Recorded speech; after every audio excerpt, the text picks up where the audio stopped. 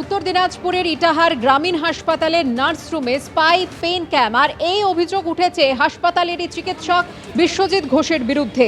ওই চিকিৎসককে গ্রেফতার করেছে ইটাহার থানার পুলিশ। গতকাল তাকে একদিনের পুলিশি হেফাজতে নির্দেশ দেয় রায়গঞ্জ জেলা আদালত। ডাক্তারবাবু, আপনাকে গ্রেফতার করলো কেন? না না কোনো কাজ করবে না। দেখাই দেখা দেখা সরকারের টাকা যাবে না। আপনি বাইরে থাকেন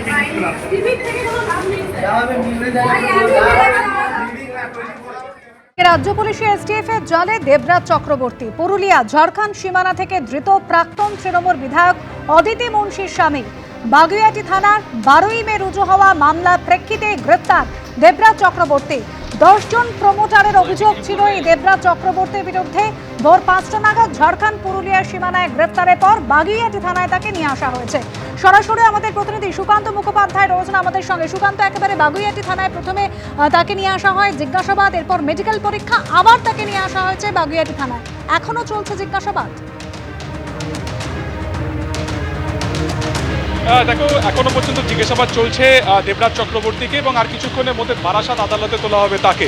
পুলিশ সূত্রে যেটা জানা যাচ্ছে যে 24 নম্বর ওয়ার্ড, যা বিধাননগর পুর নিগমের মধ্যে পড়ছে, সেখানকার বাসিন্দা এক প্রমোটার অভিজিৎ সাহার কমপ্লেনের ভিত্তিতেই গ্রেফতার করা হয় দেবরাজকে। কিন্তু এরপরে যেটা পুলিশ সূত্রে জানা যাচ্ছে যে শুধুমাত্র একটি অভিযোগ নয়, এখনো পর্যন্ত মোট 10টি অভিযোগ দায়ের করা হয়েছে কিন্তু এই দেবরাজের বিরুদ্ধে, যেখানে বেশিরভাগই রয়েছে প্রমোটার। এবং অভিযোগের প্যাটার্নও কিন্তু কার্যত একই। সেটা কি যে প্রত্যেকের ক্ষেত্রে বা প্রত্যেক প্রমোটারের ক্ষেত্রে তারা তাদের ওয়ার্ডে যখন কোনো রকম প্রমোটিং করতে চেয়েছেন বা কোনো রকম প্রজেক্ট করতে চেয়েছেন, সেই সময় কিন্তু স্থানীয় কাউন্সিলর তাদের কাছে প্রথমে টাকা ডিমান্ড করেছে। বিভিন্ন রকম প্ল্যানের সমস্যা রয়েছে সেই সমস্ত প্রজেক্টে, সেই বাহানাতে কখনো তাদের কাছে নোটিশ যেত এবং পরবর্তী সময় যখন প্রমোটার কার্যত সেই নোটিশের জবাব দিতে পারতেন না, তখন তাদের কাছ থেকে টাকা চাওয়া হতো। অর্থাৎ এই যে একটা সিন্ডিকেট ক্রাইম, সেই রকম প্রসেসে বা মোডাস অফ অপারেন্ডিতে কিন্তু টাকা তোলা হতো। সেই কাউন্সিলর মারফত কিন্তু টাকা পৌঁছতো দেবরাজ চক্রবর্তীর কাছে। এবং এতদিন বা বলা চলে যে এই রেজাল্ট বেরোনোর আগে পর্যন্ত বারবার কমপ্লেন করার চেষ্টা হলো থানার তরফে, সেই সমস্ত কমপ্লেন নেওয়া হতো না। কিন্তু পরবর্তী সময় বা বিশেষ করে এই ক্ষমতা পালাবদলের পর কিন্তু তারা একে একে সামনে আসতে থাকেন এবং তারা এই অভিযোগ করেছেন। এখনো পর্যন্ত অফিসিয়ালি 10টি কমপ্লেন করা হয়েছে, যার মধ্যে একটি অটো স্ট্যান্ড বা অটো ইউনিয়নের তরফে একটি কমপ্লেন করা হয়েছে। তাদের অভিযোগের ভিত্তিতে হচ্ছে যে টাকা দিতে না পারার কারণে তাদের অটো বা তাদেরকে সেই রুটে অটো চালাতে দেওয়া হতো না, তাদের তরফে কমপ্লেন করা হয়েছে। প্রমোটার যারা রয়েছেন তারা অভিযোগ করেছেন। শুধুমাত্র তাই নয়, রাজারহাট গোপালপুরের বিধায়ক তরুণজ্যোতি তিওয়ারি, বিজেপির বিধায়ক, তিনিও কিন্তু কমপ্লেন করেছেন। ফলত পুলিশ সূত্রে যেটা জানা যাচ্ছে যে মূলত অভিজিৎ সাহার অভিযোগের ভিত্তিতে গতকালকে এসটিএফ এবং বাগুইআটি থানার পুলিশেরা যৌথভাবে পুরুলিয়া ঝাড়খণ্ডের বর্ডারে একটি রিসর্ট থেকে, একটি হোমস্টে থেকে তাকে গ্রেফতার করলেও পরবর্তী যে অভিযোগগুলো রয়েছে সেগুলোকে কিন্তু এক এক করে তাদের বিরুদ্ধে ট্যাগ করতে থাকবে। এছাড়া একটি সংস্থার নাম পাওয়া গেছে ডিসি গ্লোবাল। এই ডিসি গ্লোবালের নামেও কিন্তু তোলাবাজি করা হতো, তার নামে কিন্তু প্রপার্টি কেনা হতো, জমি কেনা হতো এবং এই কার্যত কোম্পানির মাধ্যমে কিন্তু কালো টাকাকে সাদা করা হতো, অর্থাৎ টাকা সাইপন করা হতো। কিন্তু যে ডিসি গ্লোবাল, এর মানে কি? অর্থাৎ এই আদ্যক্ষর যদি মেলানো যায় তাহলে দেবরাজ চক্রবর্তী নাকি অন্য কিছু, গোটা বিষয়টি খতিয়ে রাখা হচ্ছে। তার কারণ রীতিমতো জানা গেছে যে খাতায় কলমে এই কোম্পানি কোঅপারেট করা হলো, অর্থাৎ ইনকর্পোরেট করা হলো, অর্থাৎ সেটা থাকলেও সেটা কিন্তু কোনো রকম অফিসিয়াল বা রেজিস্টার্ড কোনো অফিস ছিল না। ফলত এই কোম্পানির আড়ালে কি টাকা তোলাবাজি করা হতো। এছাড়া 5 থেকে 10 বছরে তাদের যে প্রপার্টি, অর্থাৎ দেবরাজ চক্রবর্তী বা তার স্ত্রীর যে প্রপার্টি, সেটা তাদের যে আয় তার থেকে বহুগুণ বেশি, কোটি কোটি টাকা তারা প্রপার্টি বানিয়েছিলেন। ফলত এই যাবতীয় দুর্নীতির টাকা কি তোলাবাজি থেকে নাকি অন্য কোনো প্রভাব খাটিয়ে, গোটা বিষয়টি খতিয়ে দেখতে চাইছেন। এবং বাগুইআটি থানা থেকে আর কিছুক্ষণের মধ্যেই বারাসাত আদালতে তোলা হবে দেবরাজকে এবং সেখানে 14 দিনের পূর্ণ হেফাজতের মেয়াদি কিন্তু চাওয়া হবে পুলিশের তরফে। ধন্যবাদ সুকান্ত। সুকান্ত যেমনটা জানাচ্ছিল, দেবরাজ চক্রবর্তীর বিরুদ্ধে একটা দুটো অভিযোগ নয়, পুলিশ সূত্রে খবর দেবরাজ চক্রবর্তীর বিরুদ্ধে অভিযোগের তালিকাটা বেশ লম্বা। জোর জবরদস্তি করে জমি কেনাবেচা, তোলাবাজি, হুমকি, কালো টাকা সাদা করতে, সম্পত্তির আসল দাম কম দেখানোর মতো অভিযোগ রয়েছে দেবরাজ চক্রবর্তীর বিরুদ্ধে। তার বিরুদ্ধে সম্পত্তি লুকোনো এবং ডিসি গ্লোবাল নামে একটি সংস্থার আড়ালে কোটি কোটি টাকার রহস্যজনক লেনদেনের অভিযোগও আছে। একটা 2 পয়সার কাউন্সিলর, তার নাকি 1300 কোটি টাকার সম্পত্তির হদিশ তো আমি পেয়েছি। আমি এর অভিযোগ করেছিলাম। 7000 টাকা স্যালারি, একটা এমএলএ অ্যারাউন্ড 60,000 স্যালারি, আর বাদ বাকি এদিক ওদিক মিলে 1 লাখ সামথিংয়ের কাছাকাছি স্যালারি। জিপ মেরিডিয়ান চলে আসছে, কোত্থেকে আসছে কেউ জানে না। চাকরি চুরি, রাস্তায় বসে ছেলেগুলো কাঁদে না আমার চাকরি চুরি হয়ে গেছে বলে, প্রাথমিক দুর্নীতি। তারা কিছুটা শান্তি পাবে।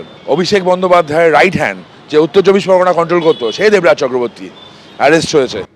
দেবরাজ ছাড়াও তার স্ত্রী অদিতি মুন্সি নির্বাচনী হলফনামাতেও নজর রয়েছে। নির্বাচনী হলফনামায় তথ্য গোপন বা অসম্পূর্ণ তথ্য দেওয়ার অভিযোগ অদিতি মুন্সির বিরুদ্ধে। গ্রেপ্তারে এড়াতে আগাম জামিন চেয়ে কলকাতা হাইকোর্টে যান দেবরাজ চক্রবর্তী এবং অদিতি মুন্সি। শিশু সন্তানের কারণে অদিতি মুন্সির জামিন মঞ্জুর হয়, যদিও দেবরাজ চক্রবর্তীর জামিন আর্জিতে সরা দেয়নি আদালত।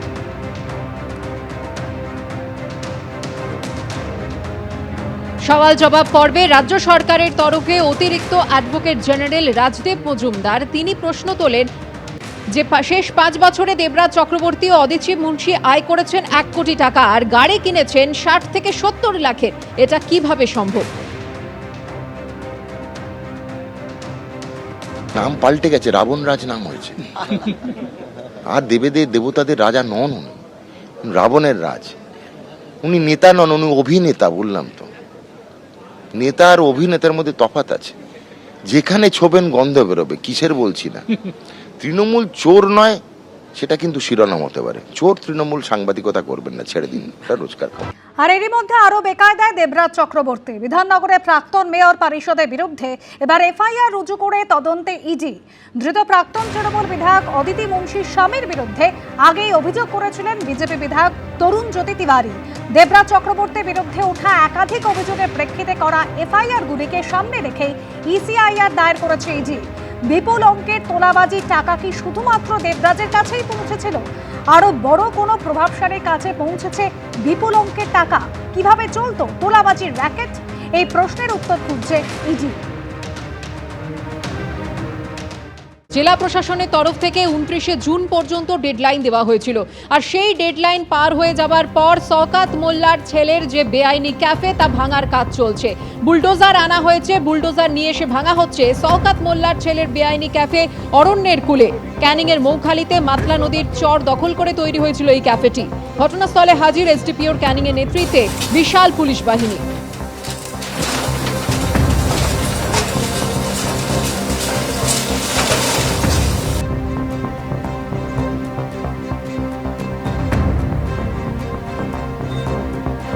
সরকারি জমি জবরদখল করে ক্যাফে তৈরির অভিযোগে শওকত মোল্লার ছেলেকে আগেই নোটিশ পাঠিয়েছিল জেলা প্রশাসন।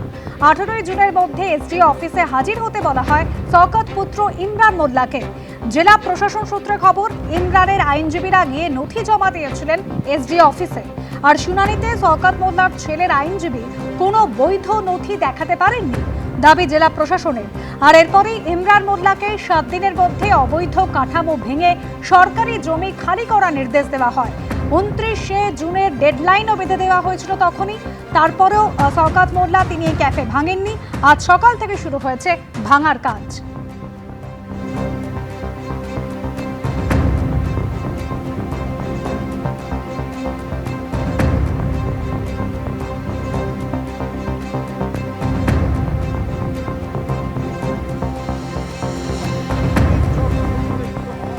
আজ সকাল থেকে বুলডোজার নিয়ে এসে ভেঙে দেওয়া হচ্ছে শওকত মোল্লার ছেলের বেআইনি ক্যাফে।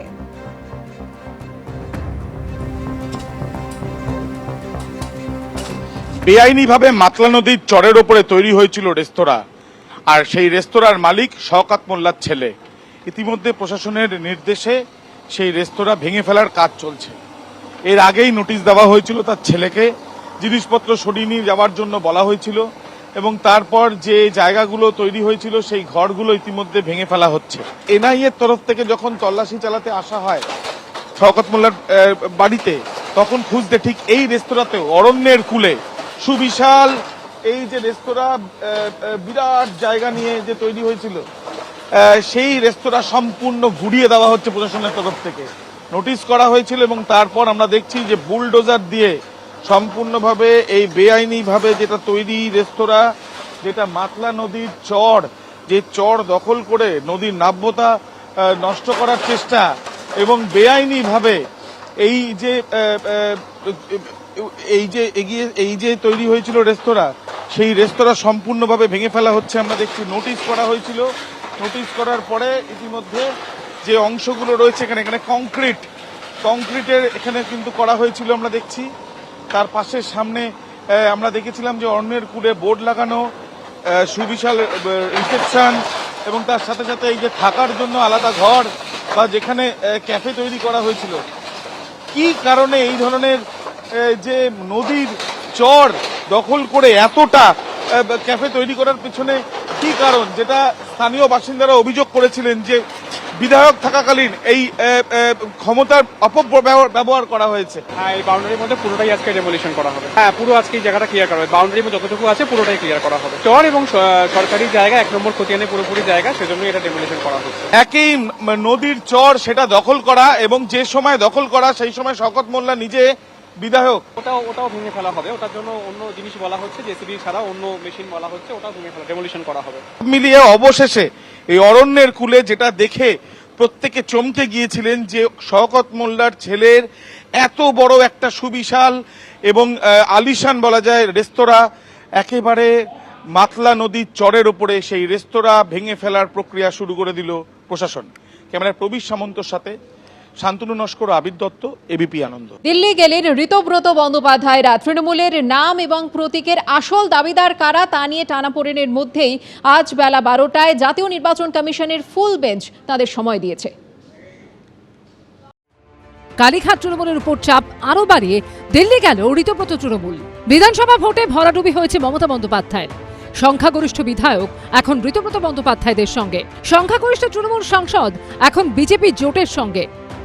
এই পরিস্থিতিতে এখন প্রশ্ন একটাই, আগামী দিনে কি তৃণমূল দলটাই হাতছাড়া হয়ে যেতে পারে মমতা বন্দ্যোপাধ্যায়ের? তৃণমূলের ঘাসফুল প্রতীকও তার হাত থেকে চলে যেতে পারে?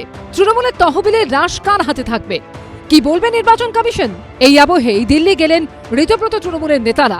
বৃহস্পতিবার বেলা 12টায় তাদের সময় দিয়েছে জাতীয় নির্বাচন কমিশনের ফুল বেঞ্চ। এবার তৃণমূলের ভাগ্য নির্ধারণ করবেন মুখ্য নির্বাচন কমিশনার জ্ঞানেশ কুমার। কালকে নির্বাচন সদনে নির্বাচন কমিশনের ফুল বেঞ্চের সঙ্গে আমাদের একটা অ্যাপয়েন্টমেন্ট রয়েছে, সেই জন্য ওরা 10 জন একটা ডেলিগেশন অ্যালাউ করেছেন। তো আমরা 10 জন সেই কারণে আজকে দিল্লি যাচ্ছি। কালকে বেলা 12টায় নির্বাচন কমিশনের ফুল বেঞ্চের সঙ্গে আমাদের অল ইন্ডিয়া তৃণমূল কংগ্রেসের একটা মিটিং রয়েছে, সেই কারণেই আমরা আজকে দিল্লি যাচ্ছি। কাল যখন আমরা ফুল বেঞ্চের সঙ্গে বসবো তখন আমাদের যা বক্তব্য আছে সেটা নির্বাচন কমিশনের ফুল বেঞ্চকেই হচ্ছে আমরা সেটা জানাবো। দেখুন, এটা গোটাটাই তো চলছে বিজেপি স্পন্সর, ওদের মিটিংয়েও তো সেই দিল্লি থেকে আসা লোকেরা বসে থাকছেন। তো ফলে এটা যাই হচ্ছে সেটা একটা নির্দিষ্ট পরিকল্পনা এবং তৃণমূলকে ড্যামেজ করার চক্রান্ত এবং পৃষ্ঠপোষকতা নিয়ে হচ্ছে। এটা কোনো বিরোধী দল না, এটা একটা বকলস পরা বিরোধী। সরকার যারা চালাচ্ছে তারাই একটা বকলস পরা বিরোধী রাখতে চাইছে যাতে তাদের সরকার চালাতে সুবিধা হয়। এরা তৃণমূলের টিকিটে জিতে মমতা বন্দ্যোপাধ্যায়ের পিঠে ছুরি মারছেন। ইতিমধ্যে সংখ্যা নিরিখে নিজেদের আসল তৃণমূল বলে দাবি করেছেন ঋতব্রত বন্দ্যোপাধ্যায়রা। এই আবহে এবার ঋতব্রত তৃণমূলকে দেখা করার সময় দিল নির্বাচন কমিশন। বুধবার ঋতব্রত বন্দ্যোপাধ্যায়ের সঙ্গে দিল্লি গেলেন জাতীয় কর্মসমিতির চেয়ারম্যান অরূপ রায়, জাতীয় কর্মসমিতির সাধারণ সম্পাদক জাভেদ আহমেদ খান, সন্দীপন সাহা সহ 10 জন বিধায়ক। সূত্রের দাবি তারাই আসল তৃণমূল। এই দাবি করে ইতিমধ্যেই একাধিক নথি জাতীয় নির্বাচন কমিশনের কাছে মেল করে পাঠিয়েছেন ঋতব্রত বন্দ্যোপাধ্যায়রা। জাতীয় কর্মসমিতি তৈরি করে সেই তথ্য নির্বাচন কমিশনকে জানানো হয়েছে। এবার সশরীরে জাতীয় নির্বাচন কমিশনে হাজির হচ্ছেন তারা। কার কোন দিকে লক্ষ্য তো আমি বলতে পারবো না, কারোর চোখ অ্যাকাউন্টের দিকে, কারোর চোখ লোগোর দিকে। এখন মুখ্যমন্ত্রীর দিকে কার চোখ আছে সেটা দেখতে হবে। আমরা চাই পশ্চিমবঙ্গে একটা দায়িত্বশীল, সংঘবদ্ধ, বিরোধী রাজনৈতিক শক্তি থাক, সেটা গণতন্ত্রের পক্ষে সুখকর এবং সরকারের পক্ষেও মঙ্গলদায়ক। অতীতে শিবসেনা থেকে এনসিপি কিংবা এলজেপি একাধিক দলে ভাঙন ধরেছে। কে আসল কে নকল তা নিয়ে বিতর্ক তৈরি হয়েছে। যুদ্ধের আঁচ পৌঁছেছে নির্বাচন কমিশনে, সেখান থেকে সুপ্রিম কোর্ট অবধি। এবার তৃণমূলের গৃহযুদ্ধ পৌঁছতে চলেছে কমিশনে। কি হবে এবার? ইলেকশন কমিশনের পাওয়ার আছে এই বিষয়টাকে শুনানি করার জন্য। ইলেকশন কমিশনের এই পাওয়ারটাকে চ্যালেঞ্জ করেছিল সেই অনেক আগে, ইন্দিরা গান্ধীর আমলে 1968-এ যখন ইন্দিরা গান্ধীর কংগ্রেস ভাঙে তখন একটা মামলা হয়, যে মামলার ডিসিশন 1971-এ সুপ্রিম কোর্ট দেয় সাদিক আলীর কেসে। সাদিক আলীর কেসে সুপ্রিম কোর্ট ক্লিয়ারলি বলেছে যে এই পাওয়ারটা কেবলমাত্র ইলেকশন কমিশনের আছে। Election commission under paragraph 15 of that order of 1968, election symbol order, এই ইলেকশন কমিশন সেটা ডিসাইড করতে পারে কার কাছে থাকবে। মূল পার্টি কি এটা ঠিক করবে কিন্তু ইলেকশন কমিশন, এবং ইলেকশন কমিশনকে যে যে বিষয়গুলো দেখার কথা সেই বিষয়গুলো হচ্ছে, 1 নম্বর হচ্ছে কত নির্বাচিত এমএলএ এমপি ওদেরকে সাপোর্ট করছে, এবং 2 নম্বর হচ্ছে অর্গানাইজেশনটা কীরকম, পার্টির ইন্টেরিয়র ডকুমেন্টসগুলো কীরকম, তারা কি বলছে, সংগঠন কীরকম আছে সেটাও দেখতে হবে। এই দুটো বিষয়কে দেখে নিয়ে কিন্তু করতে হবে। দিল্লিতে জাতীয় নির্বাচন কমিশনের বৈঠকের পর কি হয় এখন সেদিকেই নজর সকলের। কৃষ্ণেন্দু অধিকারী, সমীরণ পাল ও জয়ন্ত পালের রিপোর্ট, এবিপি আনন্দ। কখনো মন্দিরের নামে চাঁদা, কখনো আবাস যোজনার নামে কাটমানি, কারো কাছ থেকে 2000 তো কারো কাছ থেকে 25,000 টাকা কাটমানি নেবার অভিযোগ উঠেছিল তৃণমূল নেতাদের বিরুদ্ধে। বুধবার বীরভূমের লাভপুর এলাকায় দুর্গা মন্দিরে বসে সেই টাকা ফেরত দিলেন তৃণমূলের নেতারা। বাঁকুড়া থেকে বীরভূম, দক্ষিণ 24 পরগনা থেকে কোচবিহার, একের পর এক জেলা থেকে সামনে আসছে তৃণমূল নেতাদের কাটমানি ফেরানোর ছবি। তৃণমূল পার্টির লোকের কাছে 2000 টাকা পেতাম, এই বিজেপি পার্টির দরুন ফেরত পেলাম আমরা। কাটমানি হিসাবে নিয়েছিল, ঘরের জন্য সরকার টাকা দিয়েছিল, সেই টাকাটা ওরা নিয়েছিল। কারা নিয়েছিল? গৌতম নিয়েছিল, সেই টাকাটাই ফেরত দিল, 25,000 টাকা। কেউ সই করলেন, কেউ দিলেন টিপছাপ, তারপর গুনে গুনে নিলেন কষ্টের টাকা। বীরভূমের লাভপুরে এভাবেই বিভিন্ন সরকারি প্রকল্প থেকে নেওয়া কাটমানি ফেরালেন তৃণমূল নেতারা। তৃণমূল পার্টির লোকের কাছে 2000 টাকা পেতাম ঘর বাবদ, তারা পাকা ঘরের জন্য 2000 টাকা নিয়েছিল আমাদের কাছে, তো সেই দরুন সেই 2000 টাকাটা এই বিজেপি পার্টির দরুন ফেরত পেলাম আমরা। কাটমানি হিসাবে নিয়েছিল, বলেছিল এই দুর্গা ঘর করার জন্য। আমাদের গরিব মানুষদের রক্ত জল করা টাকা, সেটা আবার ওইভাবে নিয়ে নিচ্ছে, তাহলে তো সবারই খারাপ লাগবে। বুধবার লাভপুর ব্লকের কামারপাড়া গ্রামে দুর্গা মন্দির প্রাঙ্গণে জড়ো হন এলাকার বাসিন্দারা। প্রায় 50 জন বাসিন্দাকে 1.5 লক্ষাধিক টাকা ফেরত দিলেন তৃণমূল নেতারা। আজকে আনুমানিক 1.5 লক্ষ টাকার উপর মানুষকে ফিরিয়ে দেওয়া হলো, যাদের কাছ থেকে অন্যায়ভাবে টাকাটা আদায় করা হয়েছিল। এটা তো কাটমানিই বলা যায়, এটা বিগত দিনের শাসক দল টিএমসি।